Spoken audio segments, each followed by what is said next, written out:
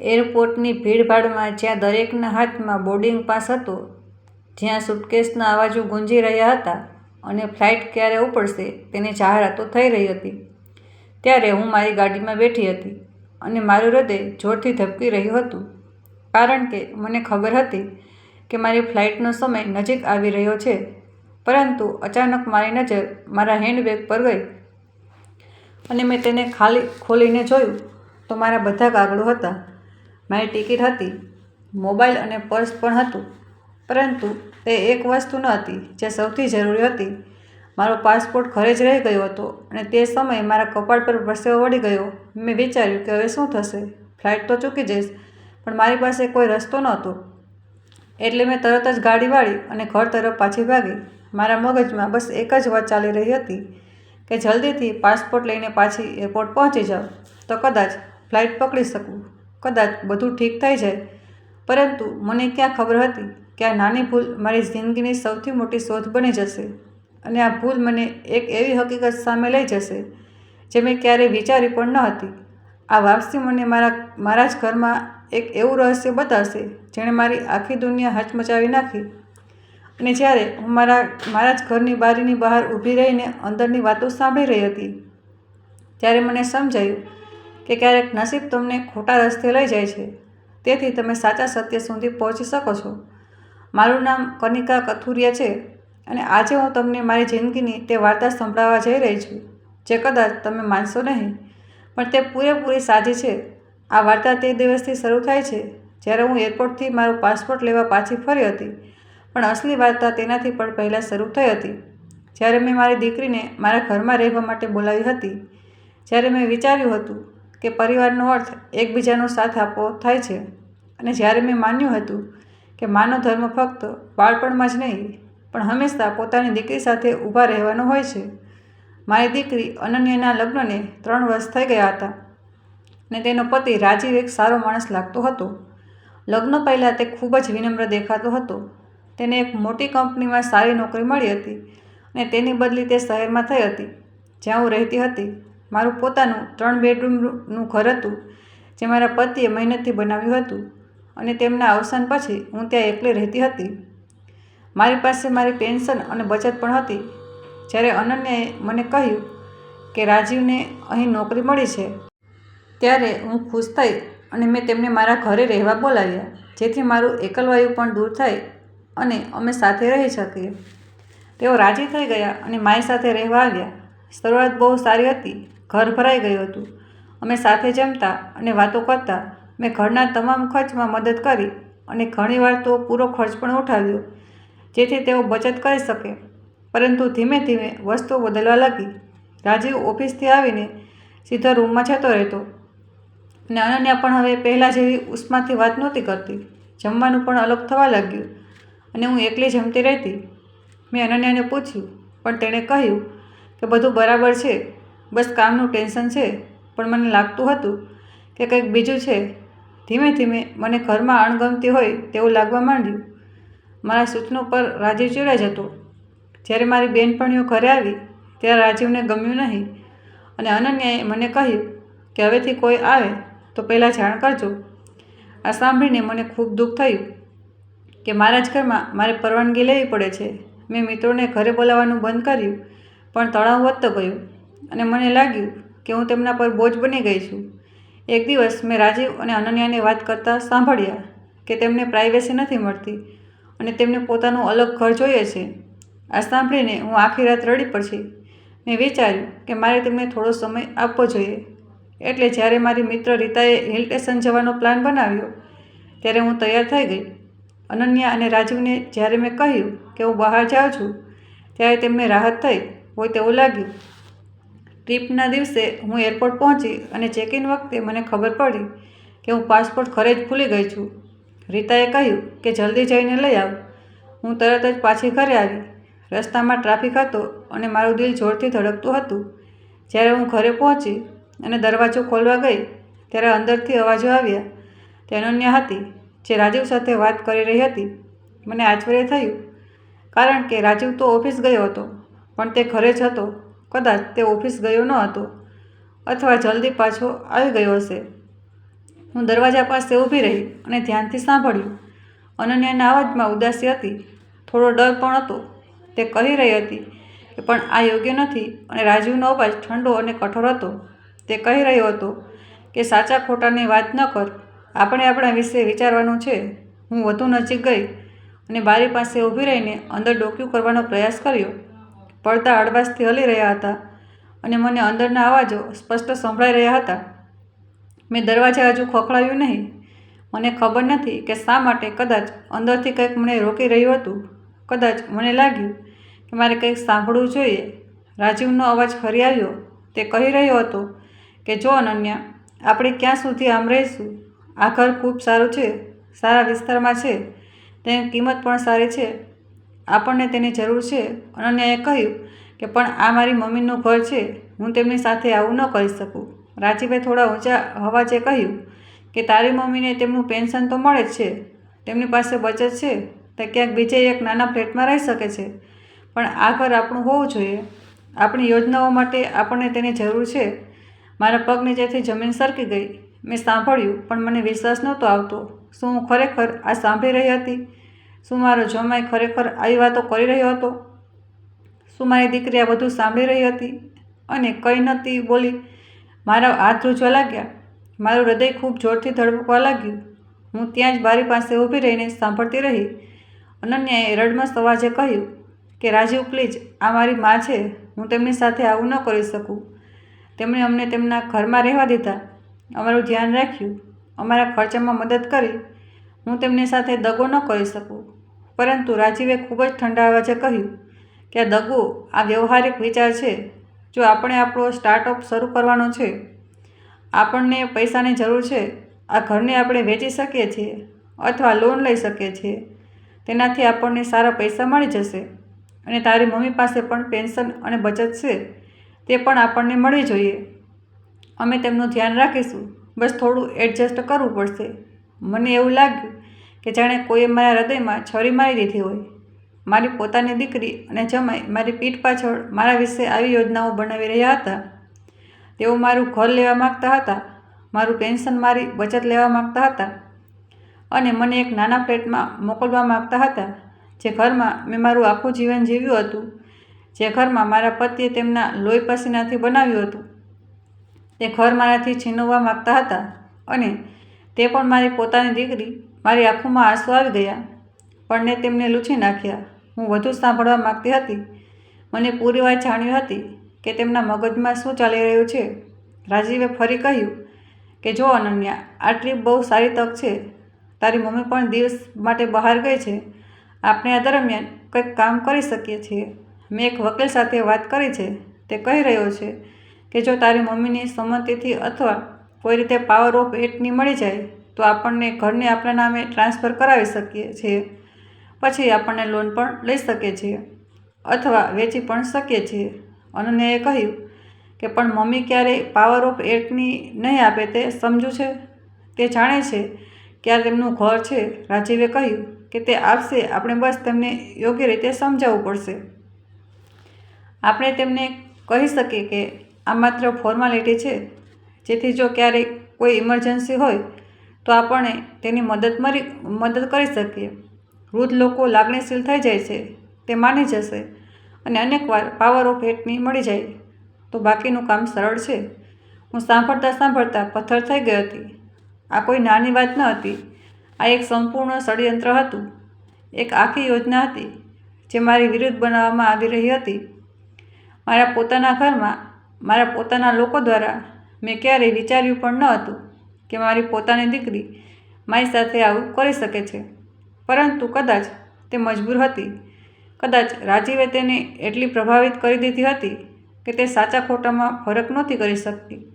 અથવા કદાચ તે પણ તેના બધી જેટલી જ લાલચુ હતી. રાજીવે આગળ કહ્યું કે અને સાંભળ, તારી મમ્મી પાસે બચત છે, જે ફિક્સ ડિપોઝિટ છે, તે પણ આપણને જોઈએ છે. આપણે તેમને કહી શકીએ છીએ કે આપણે બિઝનેસ શરૂ કરવાનો છે, થોડી મદદ જોઈએ છે, કે નાની પાળીમાં છે. માં છે ને બાળકો માટે કંઈ પણ કરે છે અને પછી એકવાર પૈસા આપણા હાથમાં આવી જાય તો આપણે આપણું કામ શરૂ કરી દઈશું. જ્યારે બિઝનેસ ચાલવા લાગશે ત્યારે આપણે તેમને પાછા પણ આપી દઈશું અને અનન્યાએ કહ્યું કે અને જો બિઝનેસ ન ચાલ્યો તો? રાજીવે હસતા હસતા કહ્યું કે ત્યાં સુધી તો ઘર પણ આપણા નામે થઈ ચૂક્યું હશે, કોઈ પ્રોબ્લેમ નહીં થાય. મને સમજાયું કે આ લોકો માત્ર મારું ઘર જ નહીં, મારી આખી જિંદગીની કમાણી હડપવા માગતા હતા. મારું પેન્શન, મારી બચત, મારું ઘર બધું જ એને બદલામાં મને એક નાના ફ્લેટમાં મોકલવા માગતા હતા, જ્યાં હું એકલી રહું અને ધીમે ધીમે ખતમ થઈ જાઉં. મારા હાથની મુઠ્ઠી વળી ગઈ. મારું આખું શરીર ધ્રુજી રહ્યું હતું, પણ મેં મારી જાતને સંભાળી. મેં વિચાર્યું કે મારે હમણાં અંદર ન જવું જોઈએ. મારે પહેલાં વિચારવું પડશે, મારી યોજના બનાવવી પડશે. હું ધીમેથી ત્યાંથી હટી ગઈ અને ગાડીમાં બેસીને થોડી વાર ત્યાં જ બેસી રહી. મારું મગજ ઝડપથી કામ કરી રહ્યું હતું. હું વિચારતી હતી કે હવે શું કરું? શું હું અંદર જાઉં અને તેમનો સામનો કરું, તેમને કહું કે મેં જે બધું સાંભળી લીધું છે? પણ પછી મેં વિચાર્યું કે નહીં, જો મેં હમણાં તેમને જણાવી દીધું તો તેઓ તેમની વાતમાંથી ફરી જશે. તેઓ કહેશે કે મેં ખોટું સમજ્યું. તેઓ તો બસ આવી જ વાત કરી રહ્યા હતા. અને પછી તે વધુ સાવ થઈ જશે. મને પહેલાં પુરાવા જોઈએ. મારે પહેલાં મારી સુરક્ષા કરવી પડશે, મારી પ્રોપર્ટીની સુરક્ષા કરવી પડશે. મેં રીટાને ફોન કર્યો અને કહ્યું કે મારી ટ્રીપ કેન્સલ કરવી પડશે, કંઈક ઇમરજન્સી આવી ગઈ છે. રીટાએ પૂછ્યું કે શું થયું, બધું બરાબર તો છે ને? મેં કહ્યું કે પછી જણાવીશ, તું એકલી જતી રહે, હું આગલી વખતે આવીશ. રીટાને દુઃખ તો થયું, પણ તેણે સમજણ બતાવી. મેં એરપોર્ટ જઈને મારો સુટકેસ પાછો લીધો અને ઘરને બદલે સીધી મારા જૂના મિત્ર અરુણના ઘરે ગઈ. અરુણ મારા પતિનો ખૂબ જ જૂનો મિત્ર હતો અને એક રિટાયર્ડ વકીલ હતો. મને ખબર હતી કે તે મારી મદદ કરી શકે છે. જ્યારે હું અરુણના ઘરે પહોંચી ત્યારે તે ચા પી રહ્યો હતો. તેણે મને જોઈને સ્મિત કર્યું અને કહ્યું કે આવ કનિકા, કેમ છે? તને જોઈને ખૂબ આનંદ થયો. મેં બેસતા કહ્યું કે અરુણ, મને તારી મદદ જોઈએ છે. એક બહુ ગંભીર મામલામાં અરુણનું સ્મિત ગાયબ થઈ ગયું. તેણે ગંભીર થઈને કહ્યું કે બોલ, શું થયું? મેં તેને બધું જ જણાવ્યું. તે બધી વાતચીત જે મેં મારા ઘરની બારી બહાર ઊભા રહીને સાંભળી હતી. રાજીવ અને અનન્યાની બધી યોજનાઓ, મારું ઘર લેવાની, મારી બચત લેવાની, મને નાના ફ્લેટમાં મોકલવાની, બધું જ અરુણે ખૂબ ધ્યાનથી સાંભળ્યું. જ્યારે મેં વાત પૂરી કરી ત્યારે તેણે એક લાંબો શ્વાસ લીધો અને કહ્યું કે કનિકા, આ ખૂબ ગંભીર મામલો છે. સારું થયું કે તે મને જણાવ્યું. હવે આપણે તરત જ કેટલાક પગલાં ભરવા પડશે. સૌથી પહેલાં તારે તારી પ્રોપર્ટીને સુરક્ષિત કરવી પડશે. તારા ઘરના કાગળો ક્યાં છે? મેં કહ્યું કે મારા બેક લોકરમાં છે. અરુણે કહ્યું, યુકે સારી વાત છે, પણ આપણે એ પણ સુનિશ્ચિત કરવું પડશે કે કોઈ તારી જાણ વગર તારી પ્રોપર્ટી સાથે કંઈ ન કરી શકે. હું આવતીકાલે સવારે રજિસ્ટર ઓફિસમાં એક નોટિસ દાખલ કરાવીશ કે તારી પ્રોપર્ટી પર કોઈ પણ ટ્રાન્ઝેક્શન માત્ર તારી સીધી હાજરીમાં જ થઈ શકે છે. આનાથી જો કોઈ પાવર ઓફ એટર્ની કે અન્ય કોઈ રીતે કંઈ કરવાનો પ્રયાસ કરશે તો તે થઈ શકશે નહીં. મેં રાહતનો શ્વાસ લીધો. મેં કહ્યું કે આભાર અરુણ, તારી મદદથી મને થોડો સહારો મળી રહ્યો છે. અરુણને કહ્યું કે અને પણ ઘણું કરવાનું છે. તારા બેંક એકાઉન્ટ, તારી ફિક્સ ડિપોઝિટ, બધું સુરક્ષિત કરવું પડશે. આવતીકાલે આપણે બેંક જઈશું અને બધા એકાઉન્ટ્સમાં નોમિનેશન બદલાવી લઈશું. અત્યારે તે અનન્યાને નોમિની બનાવવાની હશે. આપણે તેને બદલી દઈશું અથવા એક ટ્રસ્ટ બનાવી દઈશું, જેથી તારા પૈસા પર માત્ર તારો જ કંટ્રોલ રહે. મેં આમાં માથું હલાવ્યું. અરુણે આગળ કહ્યું કે અને એક વાત, તારે હવે ઘરે પાછું જવું પડશે, પણ એવી રીતે જવું પડશે કે જાણે કંઈ થયું જ નથી. તારે તેમને એ કહેવાનું નથી કે તેમની વાતચીત સાંભળી છે. તારે નોર્મલ રહેવું પડશે, જેથી તેઓ શંકા ન કરે. અને આ દરમિયાન આપણે બધા કાયદાકીય કામ પૂરા કરી લઈશું. જ્યારે બધું સુરક્ષિત થઈ જશે ત્યારે તું તેમનો સામનો કરી શકે છે. મેં કહ્યું, પણ અરુણ, મારે તેમની સામે એક કરવું પડશે. આ બહુ મુશ્કેલ હશે. અરુણે મારો હાથ પકડ્યો અને કહ્યું કે કનિકા, તું મજબૂત છે, તું આ કરી શકે છે. તારા અધિકારો માટે, તારી સુરક્ષા માટે તારે આ કરવું જ પડશે. હું અરુણના ઘરેથી નીકળી અને મારા ઘર તરફ પાછી ગઈ. આખો રસ્તો હું મારી જાતને તૈયાર કરતી રહી. મેં મારી જાતને કહ્યું કે મારે મજબૂત રહેવું છે. મારે તમને જણાવવું નથી કે મને બધું ખબર પડી ગયું છે. મારે નોર્મલ એક્ટ કરવું પડશે. જ્યારે હું ઘરે પહોંચી ત્યારે મેં દરવાજો ખોલ્યો અને અંદર ગઈ. અનન્યા કિચનમાં. તેણે મને જોઈ અને બોલી કે મમ્મી, તમે પાછા કેવી રીતે? ટ્રીપ કેન્સલ થઈ ગઈ શું? મેં સ્મિત કરતાં કહ્યું કે હા બેટા, રીતાની તબિયત ખરાબ થઈ ગઈ એટલે અમે વિચાર્યું કે આગલી વખતે જઈશું. હું પાસપોર્ટ લેવા આવી હતી, પણ પછી રીતાએ ફોન કરીને જણાવ્યું તો હું પાછી આવી ગઈ. અનન્યાએ કહ્યું કે ઓહ સેટ ચાલો કોઈ વાત નહીં, આગલી વખતે જઈ આવજો. મેં આમાં માથું હલાવ્યું અને મારા રૂમમાં ચાલી ગઈ. હું મારા પલંગ પર બેસી ગઈ અને વિચારવા લાગી કે આવનારા થોડા દિવસો કેવા પસાર થશે. મારે તેમની સામે એવું રહેવાનું હતું કે જાણે મને કંઈ ખબર નથી, જ્યારે હું બધું જાણતી હતી. આ સૌથી મુશ્કેલ કામ હતું જે મેં ક્યારેય કર્યું હતું. બીજા દિવસે સવારે મેં અરુણને ફોન કર્યો અને અમે રજિસ્ટ્રાર ઓફિસ ગયા. અરુણ ત્યાં એક નોટિસ દાખલ કરાવી કે મારી પ્રોપર્ટી પર કોઈપણ કામ માત્ર મારી સીધી હાજરીમાં જ થઈ શકે છે. કોઈપણ પાવર ઓફ એન્ટ્રી કે પ્રતિનિધિને અધિકાર નથી.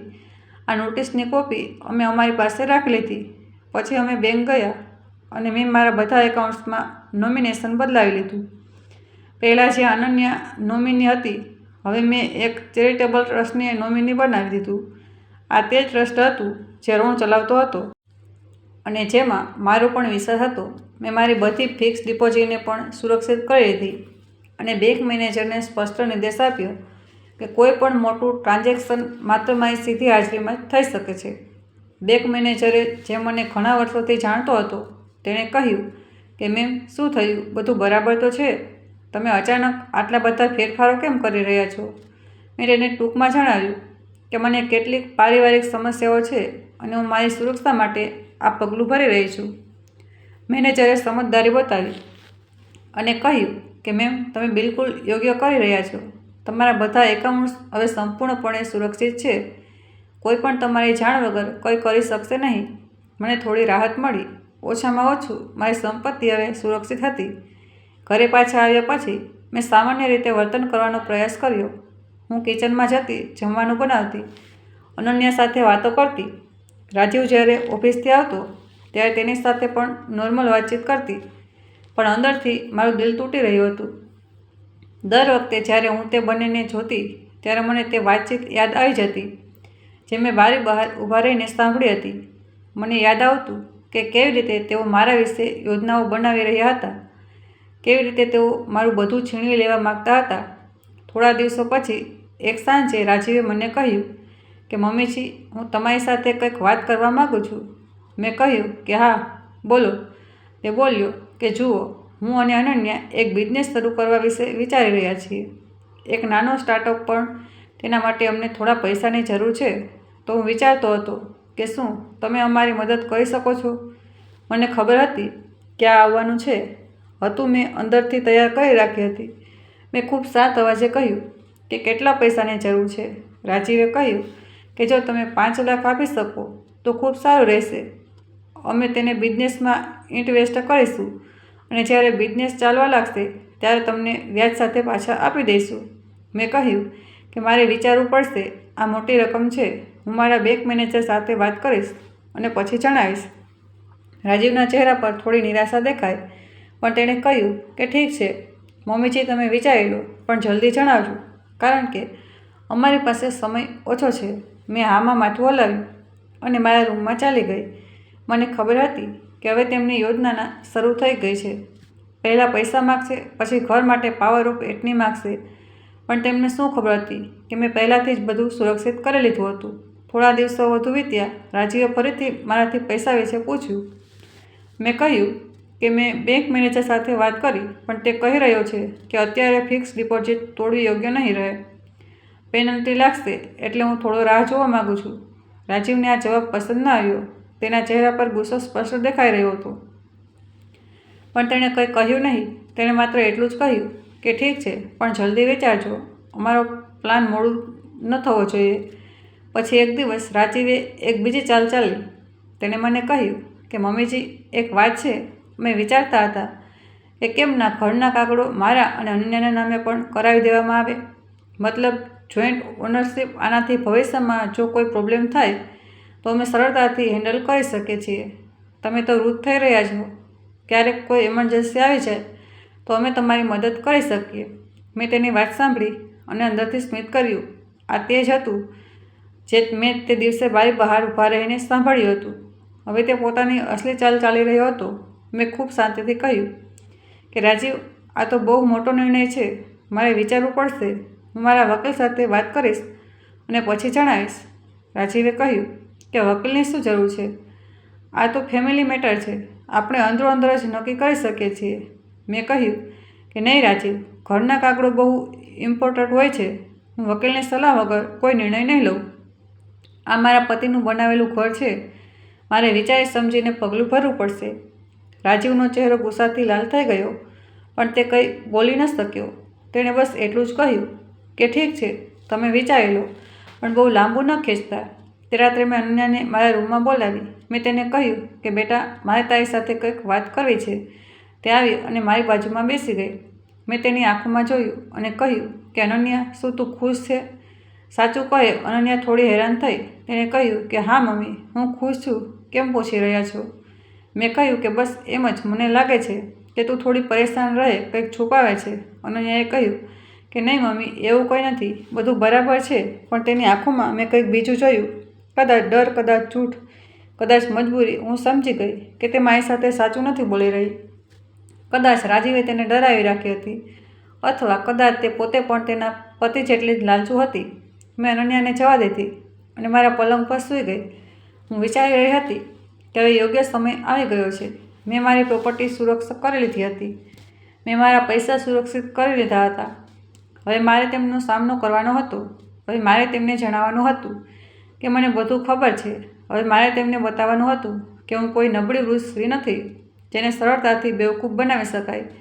બીજા દિવસે મેં અરુણને ફોન કર્યો અને તેને બધું જણાવ્યું કે કેવી રીતે રાજુ મારાથી પૈસા માગી રહ્યો છે અને ઘરના કાગળો પોતાના નામે કરાવવાનો પ્રયાસ કરી રહ્યો છે. અરુણે કહ્યું કે કનિકા, હવે તારે તેમનો સામનો કરવો પડશે, પણ એકલી નહીં, હું તારી સાથે રહીશ. આપણે એક મીટિંગ રાખીશું, બધા કાગળો લઈને જઈશું અને તેમને જણાવીશું કે તું બધું જાણે છે. મેં કહ્યું કે ઠીક છે અરુણ, ચાલો કાલે જ આ કામ પતાવી દઈએ. હું આ નાટક વધુ સહન કરી શકતી નથી. અરુણે કહ્યું કે ઠીક છે, કાલે હું તારા ઘરે આવીશ. તું રાજીવ અને અનન્યા બંનેને ઘરે બોલાવી લે છે. બીજે દિવસે સવારે મેં અનન્યાને કહ્યું કે આજે સાંજે એક જરૂરી મીટિંગ છે. રાજીવને પણ ઘરે રહેવા માટે કહી દે. મારા વકીલ આવી રહ્યા છે. કેટલાક કાગળો માટે અનન્યાએ પૂછ્યું કે ક્યાં કાગળો? મેં કહ્યું કે ઘરના કાગળો. રાજીવે તો કહ્યું હતું ને કે જોઈન્ટ ઓનરશિપની વાત કરવી છે, તો મેં વિચાર્યું કે વકીલને બોલાવી લઉં છું. બધા સાથે બેસીને વાત કરીશું. અનન્યાના ચહેરા પર ખુશીની લહેર દોડી ગઈ. તેણે તરત જ રાજીવને ફોન કર્યો અને જણાવ્યું, રાજીવ પણ સાંજે ઘરે રહેવા તૈયાર થઈ ગયો. તેમને લાગ્યું કે હવે તેમની યોજના સફળ થવા જઈ રહી છે. પણ તેમને શું ખબર હતી કે હું શું કરવાની હતી. સાંજે 5 વાગ્યે અરુણ મારા ઘરે આવ્યો. તેની સાથે એક બીજી વકીલ હતી જે ડોક્યુમેન્ટની નિષ્ણાત હતી. અમે ત્રણે લિવિંગ રૂમમાં બેઠા. રાજીવ અને અનન્યા પણ આવીને બેસી ગયા. રાજીવના ચહેરા પર એક અજીબ સ્મિત હતું, જાણે તેને લાગતું હતું કે આજે તેનું કામ બની જશે. અરુણે પોતાનો બેગ ખોલ્યો અને કેટલાક કાગળો કાઢ્યા.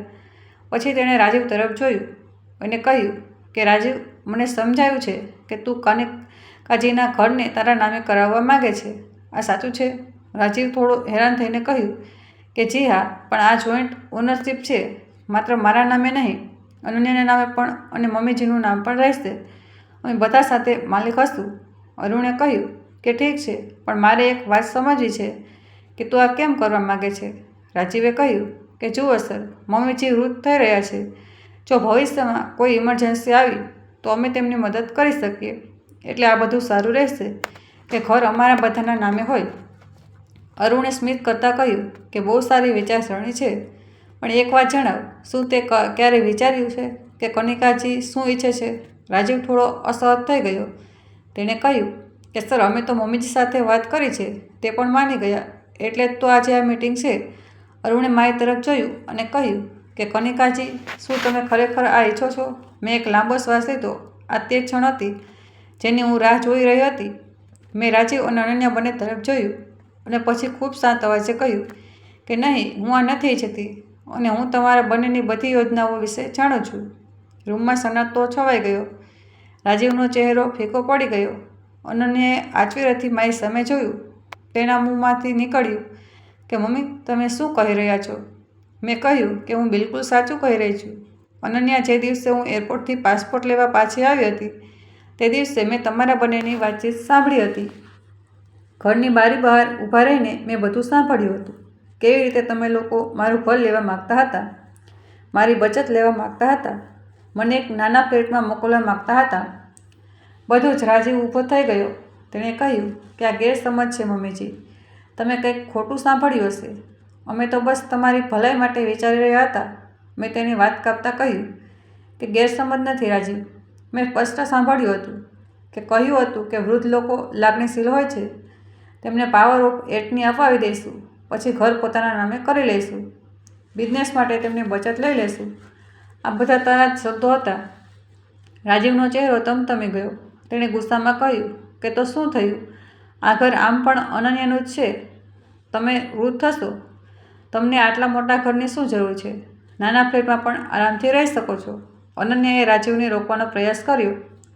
તેને કહ્યું કે રાજીવ પ્લીઝ, પણ રાજીવે તેને વાત ન સાંભળી. તે બોલતો રહ્યો કે જુઓ મમ્મીજી, અમે તમારી પરવા કરીએ છીએ, પણ અમને પણ અમારી જિંદગી જીવવાનો હક છે. અમારે અમારો બિઝનેસ શરૂ કરવો, અમને પૈસાની જરૂર છે, અને તમારી પાસે તો આ પણ વધુ છે. પેન્શન છે, બચત છે, તો થોડી મદદ કરી દો ને. આમાં ખોટું શું છે? મેં તેની વાત સાંભળી અને પછી ખૂબ ઠંડા અવાજે કહ્યું કે ખોટું એ છે રાજીવ કે તું મારી સાથે જૂઠું બોલી રહ્યો છે. તું મને બેવકૂફ સમજી રહ્યો છે. તું મારી સાથે દગો કરવાની કોશિશ કરી રહ્યો છે.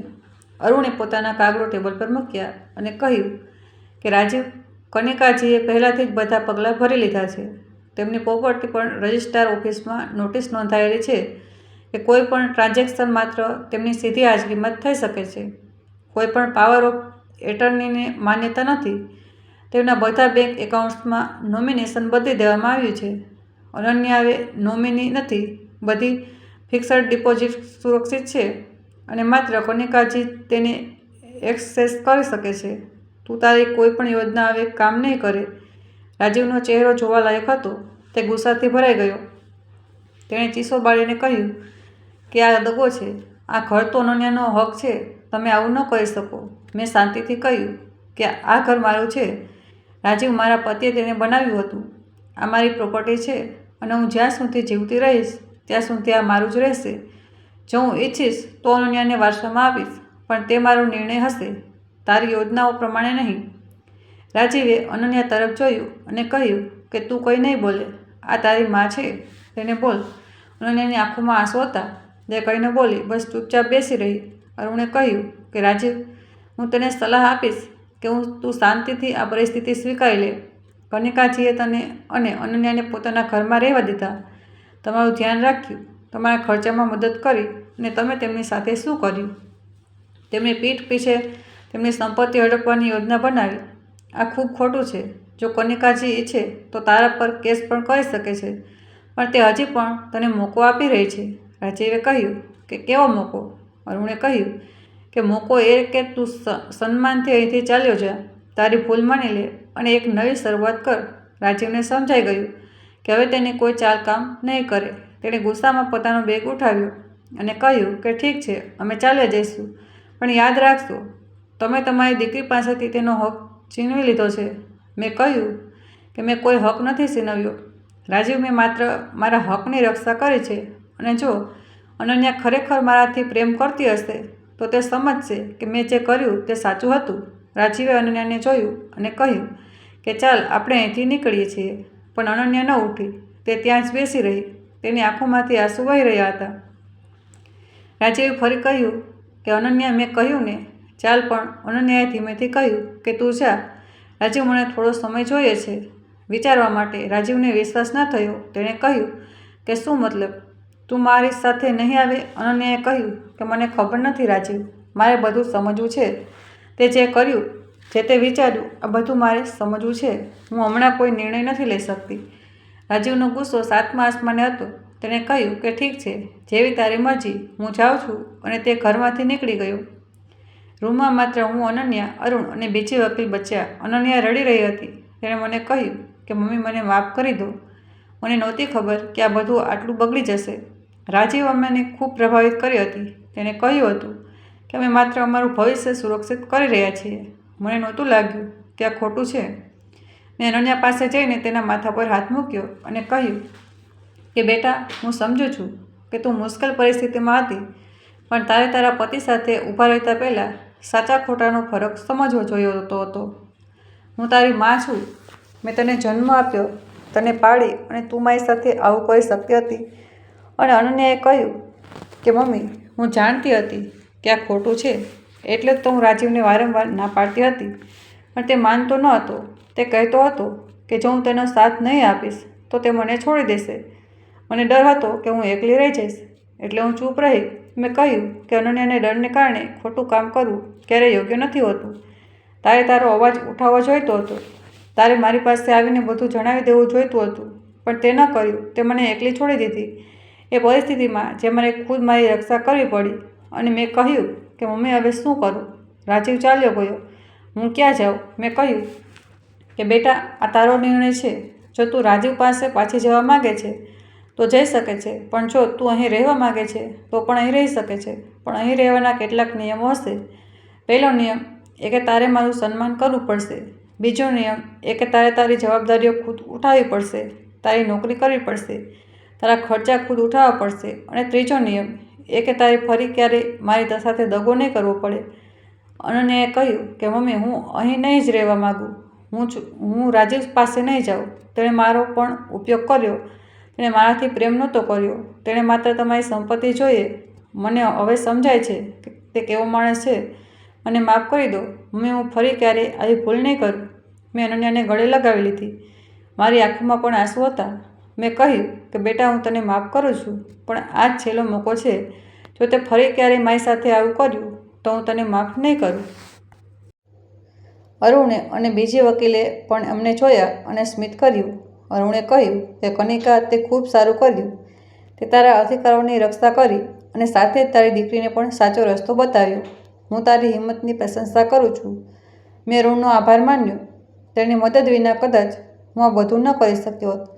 આવનારા કેટલાક અઠવાડિયામાં ઘરમાં ઘણા બદલાવ આવ્યા. રાજીવે પોતાનો બધો સામાન ઉઠાવ્યો અને ચાલ્યો ગયો. અનન્યા ડિવોર્સના પેપર ફાઇલ કર્યા. તેણે એક નવી નોકરી શોધી અને પોતાના પગ પર ઊભા રહેવાનો પ્રયાસ કરવા લાગી. ધીમે ધીમે અમારા વચ્ચેનો સંબંધ વર્ણવ સુધરવા લાગ્યો. અનન્યાએ ખરેખર પોતાની ભૂલ માની અને મારું સન્માન કરવાનું શરૂ કર્યું. તે હવે અમારી સલાહ લેતી હતી, મારી સાથે સમય વિતાવતી હતી. અમે સાથે રસોઈ બનાવતા હતા, સાથે બેસીને ટીવી જોતા હતા. ઘરમાં ફરીથી તે જ પ્રેમ અને હૂંફ આવી ગઈ હતી જે પહેલાં હતી.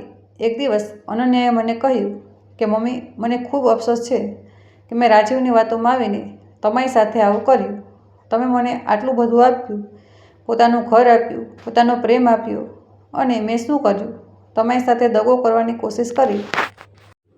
મેં તેના માથા પર હાથ ફેરવતા કહ્યું કે બેટા, જે થઈ ગયું તે થઈ ગયું. હવે આપણે આગળ જોઈએ છીએ. તે તારી ભૂલ માની, આ ખૂબ મોટી વાત છે. ઘણા લોકો પોતાની ભૂલો સ્વીકારતા નથી, પણ તે સ્વીકારી અને હવે તું બદલવાનો પ્રયાસ કરી રહી છે. આ મારા માટે ખૂબ મહત્ત્વ રાખે છે. અનન્યાએ કહ્યું કે મમ્મી, હું તમને વચન આપું છું કે હવે હું ક્યારેય આવી ભૂલ નહીં કરું. હું હંમેશા તમારું સન્માન કરીશ, તમારી સંભાળ રાખીશ અને ક્યારેય કોઈને તમારા અને મારા વચ્ચે નહીં આવવા દઉં. મેં તેને ગળે લગાવી અને કહ્યું કે મને તારા પર ભરોસો છે બેટા. મને ખબર છે કે તું હવે સમજદાર થઈ ગઈ છે. કેટલાક મહિના વીતી ગયા. અનન્યાની નોકરી સારી ચાલી રહી હતી.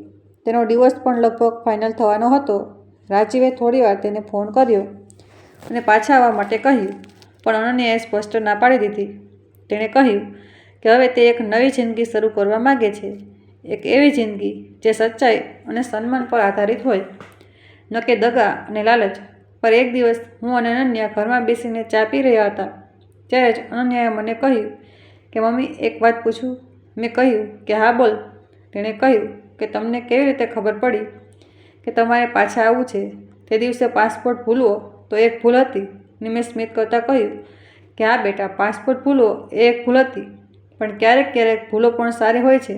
જો હું પાસપોર્ટ ન ભૂલતી તો હું પાછી ન આવતી, અને જો હું પાછી ન આવતી તો મને તારી અને રાજીવની વાતચીત ન સંભળાતી, અને જો મને તે વાતચીત ન સંભળાતી તો કદાચ હું આજે અહીં ન હોત. કદાચ તમે લોકો મારી સાથે તે કરી ચૂક્યા હોત જે તમે વિચાર્યું હતું. અને એ કહ્યું કે મમ્મી, આ તો ખરેખર કિસ્મત હતી. એક નાની ભૂલે બધું બદલી નાખ્યું. મેં કહ્યું કે હા બેટા, ક્યારેક કિસ્મત આપણને ખોટા રસ્તે લઈ જાય છે, જેથી આપણે સચ્ચાઈ સુધી પહોંચી શકીએ. મારો પાસવર્ડ ભૂલવો એક ભૂલ ન હતી, આ એક ઇશારો હતો. આ મને જણાવવા માટે હતો કે મારે મારી આંખો ખોલવી છે, મારે મારા આસપાસ શું થઈ રહ્યું છે તે જોવું છે. અને મેં જોયું, મેં સાંભળ્યું અને મેં મારા અધિકારોની રક્ષા કરી. અનન્યાએ કહ્યું કે મમ્મી, તમે ખૂબ મજબૂત છો. મને તમારા પર ગર્વ છે. તમે એકલા આટલો મોટો નિર્ણય લીધો, આટલી હિંમત બતાવી. હું તમારી જગ્યાએ હોત તો કદાચ ન કરી શકતી. મેં કહ્યું કે બેટા, જ્યારે તમારા પોતાના જ લોકો તમારા વિરુદ્ધ થઈ જાય તો તમારે મજબૂત થવું પડ્યા છે. મારી પાસે કોઈ વિકલ્પ ન હતો. મારે મારી રક્ષા કરવાની હતી અને મેં કરી પણ. હું એકલી ન હતી. અરુણે મારી ખૂબ મદદ કરી. તેના વિના કદાચ હું આ બધું ન કરી શકી હોત. આજે જ્યારે હું પાછળ ફરીને જાઉં છું તો મને લાગે છે કે તે દિવસ જ્યારે હું એરપોર્ટથી પાછી ફરી હતી તે મારી જિંદગીનો સૌથી અગત્યનો દિવસ હતો. તે દિવસે મેં માત્ર મારો પાસપોર્ટ જ ન લીધો, મેં મારું આત્મસન્માન પાછું લીધું, મેં મારા અધિકારો પાછા લીધા, મેં મારી જિંદગી પાછી લીધી. અને આજે હું મારા ઘરમાં શાંતિથી રહી છું. મારી દીકરી મારી સાથે છે. અમારા વચ્ચે પ્રેમ છે, સન્માન અને વિશ્વાસ છે. આજ સૌથી મોટી વાત છે.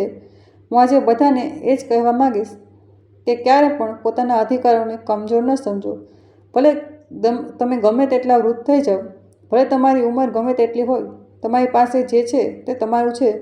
કોઈ તેને તમારાથી છીનવી ન શકે. અને જો કોઈ પ્રયાસ કરે તો તમારે તેનો સામનો કરવો જોઈએ.